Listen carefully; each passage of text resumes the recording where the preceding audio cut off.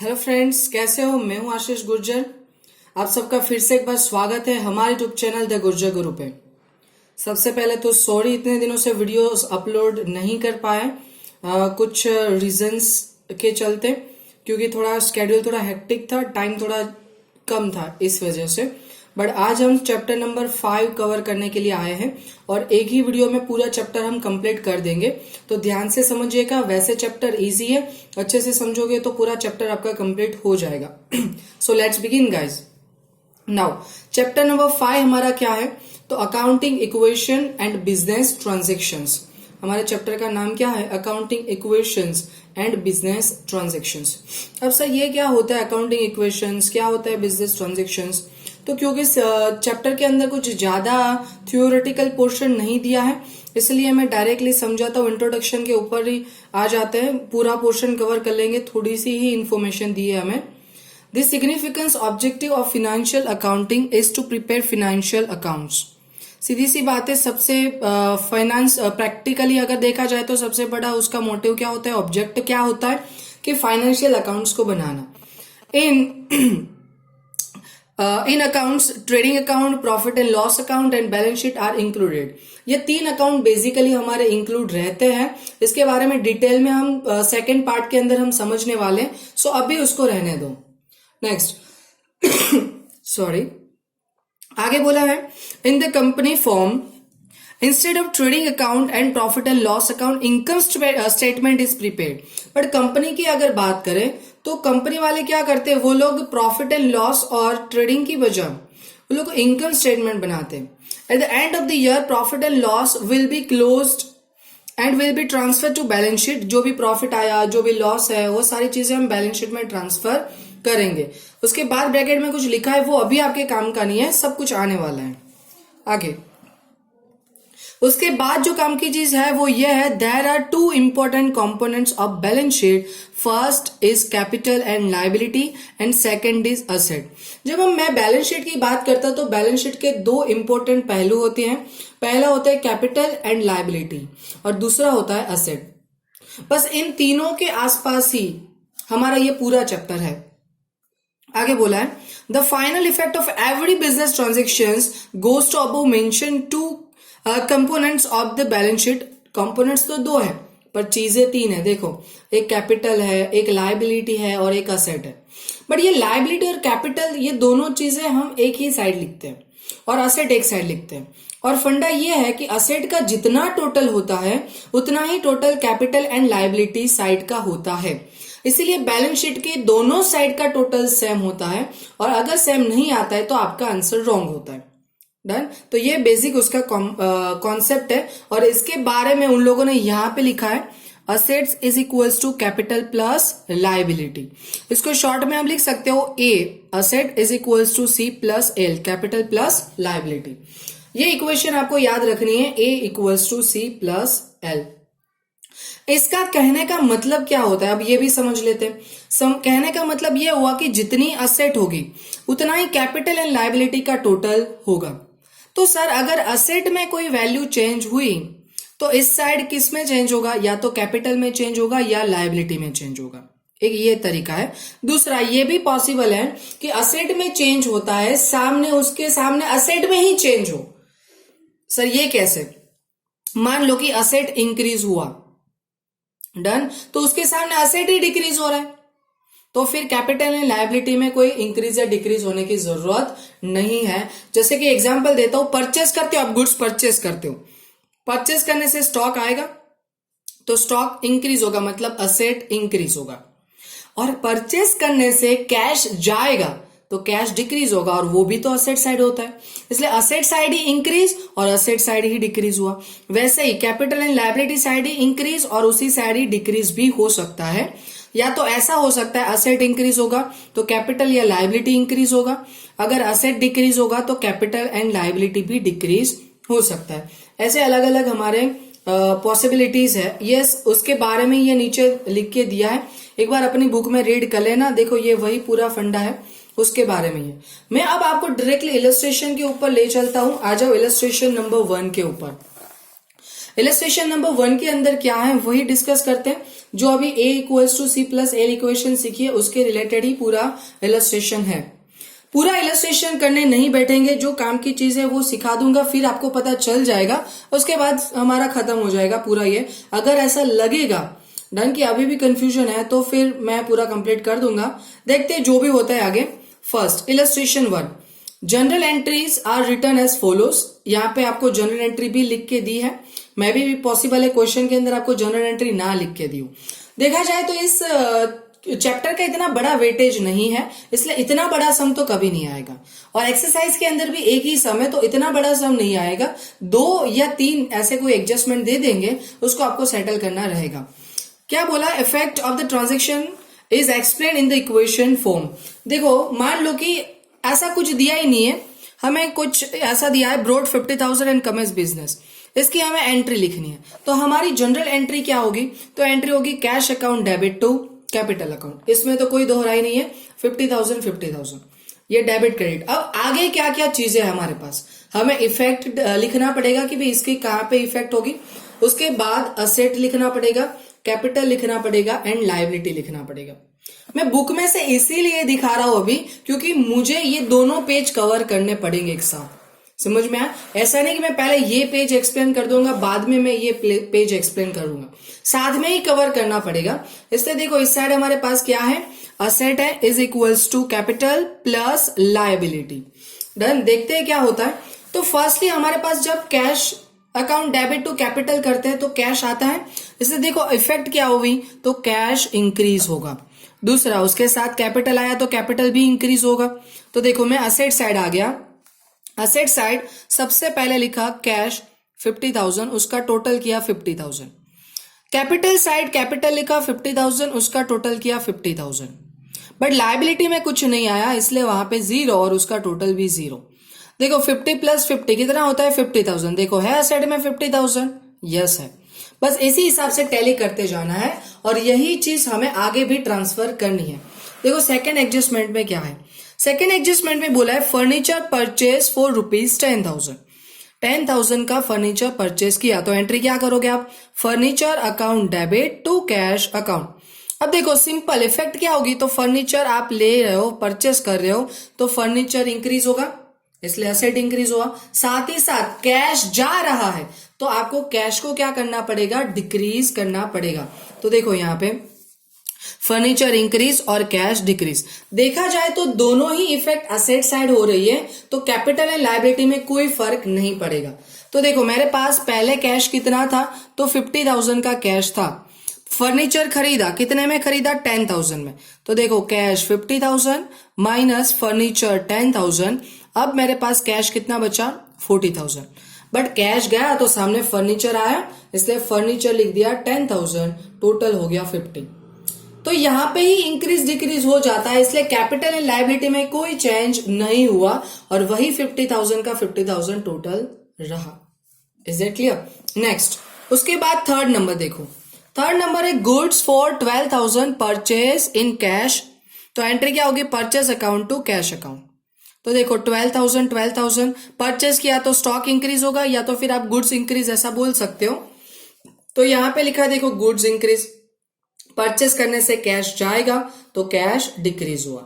12,000 से cash decrease हो रहा है। ऊपर हमारा एडजस्टमेंट के हिसाब से मेरे पास कैश कितना बचा था, 40,000 बचा था। उस 40 में से अब मैं 12,000 माइनस कर दूंगा, कितना बचेगा 28,000।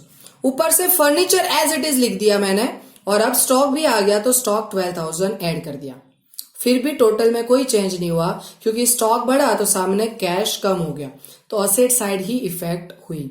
समझ रहे हो, ये जो इन्फॉर्मेशन होते हैं वो फिर नेक्स्ट एडजस्टमेंट में कैरी फॉरवर्ड करने का, ट्रांसफर कर देने की अमाउंट। चलो देखो फोर्थ नंबर के अंदर दिया है goods of 8,000 purchase from B. अब देखो यहां पता चल गया कि ये ट्रांजेक्शन क्रेडिट ट्रांजेक्शन है क्योंकि नाम दिया है बंदे का और कैश क्रेडिट कुछ लिखा नहीं है। तो एंट्री क्या होगी, परचेज अकाउंट तो डेबिट होगा, टू क्या लिखेंगे हम, बीज अकाउंट। तो अब इससे क्या होगा, परचेज से आपका गुड्स इंक्रीज होगा, बी मतलब ये पैसे आपको इन फ्यूचर में देने हैं, दैट मीन्स अभी आपकी लायबिलिटी क्रिएट होगी। तो देखो गुड्स इंक्रीज हो रहा है साथ ही साथ लायबिलिटी भी इंक्रीज हो रही है। तो देखो ऊपर मेरे पास कैश कितना था, तो 28,000, तो वही 28,000 का कैश मैंने एज इट इज यहां पे लिख दिया। फर्नीचर 10,000 एज इट इज लिख दिया। बट बात आती है स्टॉक की, तो 12,000 का था बट और 8,000 का परचेज कर रहा हूं मैं, तो 12 प्लस 8 कितना हो जाएगा, 20,000 हो जाएगा।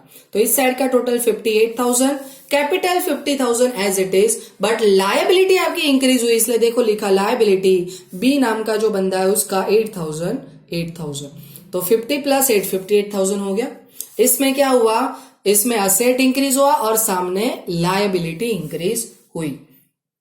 आगे फिफ्थ नंबर के अंदर दिया गया है goods of 7,000 sold for 10,000 in cash.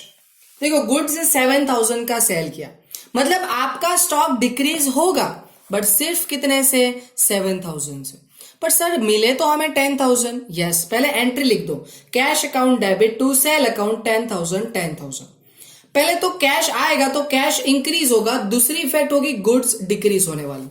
तो देखो मैं पहले कैश में दिखा देता हूं, पहले ऊपर 28,000 था ये वाला, उसमें अब सेल किया तो 10,000 प्लस करना पड़ेगा, तो देखो प्लस भी कर दिया हमने, तो ये हो गया 38,000। दूसरा स्टॉक मेरे पास था 20,000, माइनस करेंगे तो कितने का स्टॉक गया, 7,000 का। याद रखिएगा यहां पे कॉस्ट प्राइस ही डिडक्ट होगा, क्योंकि कॉस्ट से सेलिंग प्राइस से भले सेल कर रहे हो पर जाएगा तो कॉस्ट ना, इससे 7,000 गया, तो ये बचा 13 और 10 एज इट इज फर्नीचर के ऊपर से, तो ये हो गया 61। सर पहले 58 था, अब 61, मतलब 3,000 से बढ़ा। अब इस 3,000 को यहाँ पे कैपिटल में बढ़ाएंगे, कैसे, तो देखो कैपिटल 50,000 था, अब प्रॉफिट हुआ सेल के ऊपर 10,000 माइनस 7 3,000 का, उसको कैपिटल में प्लस कर देंगे। अगर लॉस हुआ होता तो माइनस कर देता, अगर कोई एक्सपेंस पे किए होते तो भी माइनस कर देता, अगर कोई इनकम आई होती तो यहाँ पे मैं प्लस करता। तो ये चीज ध्यान में रखना, वो भी आगे आएगा, दिखाता हूं मैं। देखो 6 नंबर का पॉइंट देखो क्या बोला है, 6,000 पेड फॉर वेजेस के लिए, तो wage account debit to cash account, clear. तो वेजेस हमारा एक्सपेंस है, तो देखो एक तो क्या होगा, कैश डिक्रीज होगा, और ऊपर क्या लिखा है, due to wages paid capital भी डिक्रीज होगा, क्योंकि वेजेस आपका एक्सपेंस है, इसलिए कैपिटल डिक्रीज कैश डिक्रीज।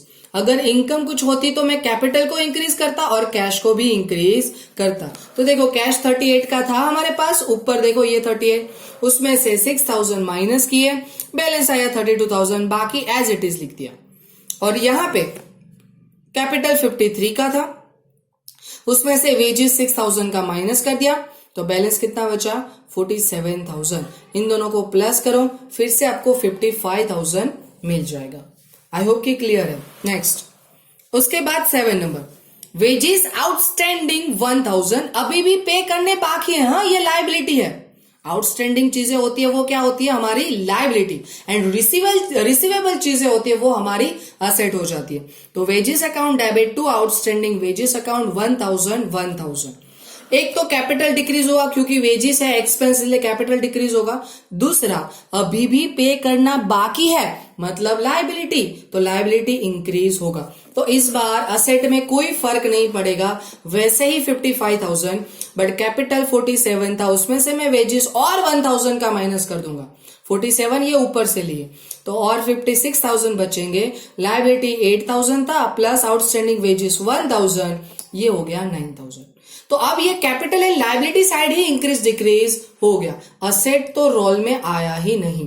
तो ऐसा भी होगा, बट अल्टीमेटली फाइनली टोटल इन दोनों का जो होगा वो असेट के जितना ही होगा। Is it clear? I hope कि क्लियर है। Turn the page now. इसके पीछे भी आपको देके रखे हैं कुछ 6 ट्रांजेक्शन्स बाकी है, 5 ट्रांजेक्शन्स बाकी है, देख लेते, सिखाई देता हूं मैं। नाउ देखो, कमीशन रिसीव 4,000। अब देखो इनकम आ गया, सॉरी गाइस, देखो कमीशन रिसीव 4,000, तो cash account debit to commission account, तो कैश इंक्रीज हो रहा है। साथ ही साथ आपका कमीशन इनकम है, तो कैपिटल को क्या करना पड़ेगा, इंक्रीज करना पड़ेगा। तो देखो cash increase as well as capital would be increase due to commission income. आप सिंपल ऐसा लिख सकते हो, cash increase capital increase, simple language में। अब देखो कैश इंक्रीज हो रहा है, तो कैश मेरे पास 32,000 आगे से ट्रांसफर किया, प्लस कमीशन 4036 हो गया। Stock and furniture as it is, यहाँ पे 59,000 टोटल।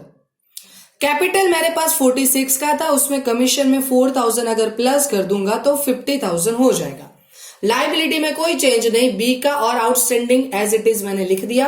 9,000 टोटल 59 होगा, देखो हो गया 59,000। इस हिसाब से आपका assets is equals to capital plus liability हो जाएगा। देखो 9 नंबर का पॉइंट, डिविडेंड रिसीवेबल 9,000। अब ये इनकम रिसीवेबल है तो असेट हो जाएगा। इससे देखो receivable dividend account debit to dividend account. अब डिविडेंड क्योंकि हमारी इनकम है इससे कैपिटल में प्लस करेंगे और रिसीवेबल है इसलिए असेट में लिखेंगे, तो असेट एंड कैपिटल इंक्रीज हो गया। देखो असेट इंक्रीज कैपिटल इंक्रीज। तो देखो असेट में देखते हैं असेट में कैश ऊपर से 36 लिख दिया, stock furniture as it is लिख दिया। नेक्स्ट चीज हमने लिखी डिविडेंड रिसीवेबल 9,000, टोटल 68 हो गया। वही मुझे कैपिटल में ये चीज प्लस करनी थी। अब देखो कमीशन प्लस करके लिखा है, मैं डायरेक्ट 50 लिखूं तो भी चलता, पर यहाँ पे अलग अलग दिखाया है तो लिख देते हैं। डिविडेंड 9,000, 59,000 हो गया, ये 9,000 एज इट इज, इन दोनों का टोटल 68,000। क्लियर। नेक्स्ट 10 नंबर देखो, 10 नंबर के अंदर बोला है मशीन परचेस 8,000, तो machine account to cash account done. 8,000 machine purchase किया तो असेट इंक्रीज होगा और कैश डिक्रीज होगा। तो 8,000 कैश डिक्रीज करना है।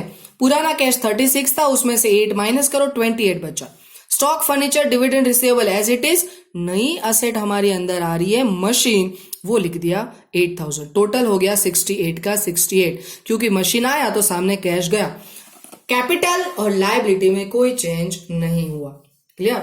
वैसे देख लो 11 नंबर का पॉइंट, उसमें है land purchase from Radha of ₹25,000। तो ये क्रेडिट ट्रांजेक्शन है, land account debit to Radha account, तो असेट इंक्रीज होगा, साथ ही साथ लायबिलिटी इंक्रीज होगी। और लैंड परचेस किया तो देखो cash, stock, furniture, dividend receivable, machine, इतनी चीजें तो पहले भी थी, वो सब लिख दिया। और फिर नई चीज ऐड की है, वो है लैंड 25 का, तो इसका टोटल 93 हो गया। कैपिटल वाले कॉलम में कोई चेंज नहीं, बट लायबिलिटी में अब राधा आ जाएगी 25 से, तो ये हो जाएगा 34,000। Is it clear. तो इन दोनों का टोटल करोगे तो भी 93,000 मिल जाएगा। एंड लास्ट पॉइंट वो है हमारा borrow bank loan 20,000 and cash withdrawn. समझ में आया क्या बोला है? Borrow bank loan of 20,000, bank के पास से 20,000 का लोन लिया, तो cash account debit to bank loan, bank loan आपकी लायबिलिटी है, तो कैश इंक्रीज हुआ, लायबिलिटी इंक्रीज हुई, इसलिए देखो लिखा है cash increase, liability increase. Cash 28,000 ऊपर था, उस कैश के अंदर मैं 20 प्लस कर दूंगा तो 48,000, बाकी सारी चीजें as it is, total 1,13,000। Capital में कोई चेंज नहीं, लायबिलिटी में 3 थे एज इट इज लिख दिए, पर बैंक लोन ऐड किया 20, ये हो गया 54, दोनों को प्लस करो 1,30,000 आ जाएगा। आई होप कि क्लियर हो गया है। अगर कोई भी क्वेरी है तो प्लीज कमेंट में लिखिएगा। और इसके बाद एक्सरसाइज में क्वेश्चन नंबर 1 देके रखा है सम, वैसे एक इलस्ट्रेशन भी दिया है, इलस्ट्रेशन नंबर 2 ट्राई करना। सेम ऐसा ही क्वेश्चन है पर गुड्स के रिलेटेड कुछ ज्यादा इंफॉर्मेशन देके रखी है। क्लियर। तो ये सम करना आप लोग, बहुत अच्छे खासे ट्रांजेक्शन्स दिए, और क्वेश्चन नंबर 2 दिया है उसके अंदर भी 19 ट्रांजेक्शन्स दिए हैं, और वैसे ही जैसे अभी हमने एक सम इलस्ट्रेशन 1 किया वैसे ही। एग्जाम में इतना ज्यादा वेटेज नहीं, इतना बड़ा सम नहीं पूछते, 2-3 पूछ लेते अगर किसी को 4 मार्क्स में पूछना है तो, या तो फिर एक एमसीक्यू पूछ लेते, एक शॉर्ट क्वेश्चन पूछ लेते, इतना ज्यादा वेटेज नहीं है। इसीलिए मैं एक्सरसाइज का क्वेश्चन आपको होमवर्क में दे रहा हूं। अगर फिर भी कोई क्वेरी रहती है तो कमेंट में लिखिएगा, ठीक है। और अगर वीडियो अच्छा लगे तो लाइक करके दूसरे फ्रेंड्स को शेयर कीजिए, और अगर चैनल पे नए हो तो प्लीज सब्सक्राइब करके बेल आइकन को प्रेस कीजिए, ताकि नई नई वीडियोस जो है वो आप तक पहुंचती रहे। Thank you so much, guys.